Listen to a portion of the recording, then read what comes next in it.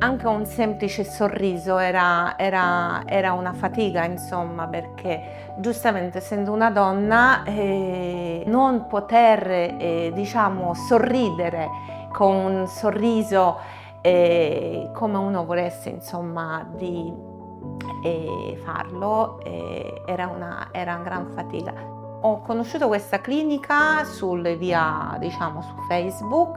Era una cosa casuale che ho incontrato questa pagina casualmente circa 2 anni fa. Ho cominciato a osservare, mi sono anche iscritta con un gruppo che esiste anche sul Facebook e ho cominciato a osservare, ero un semplice osservatore, perché mia idea era infatti questa, prima o poi di intervenire a riguardo diciamo, dei denti, era il mio sogno praticamente. In breve mi hanno ovviamente organizzato tutto il viaggio, che sono bravissimi su questo punto di vista, sono super preparati e quando sono arrivata ho fatto l'intervento chirurgico che sono stati bravissimi e dopo una settimana sono tornata a Roma con i denti provvisori e là ho continuato la mia vita quotidiana. Dopo una settimana, praticamente entro 10 giorni,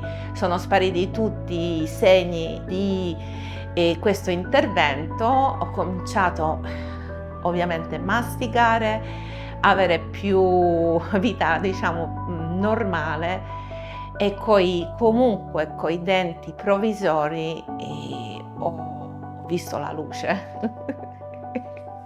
Sono rimasti tutti stupiti per quanto è bello e per quanto sono, diciamo, i denti sembrano naturali, ovviamente bellissimi al riguardo anche per effetto estetico.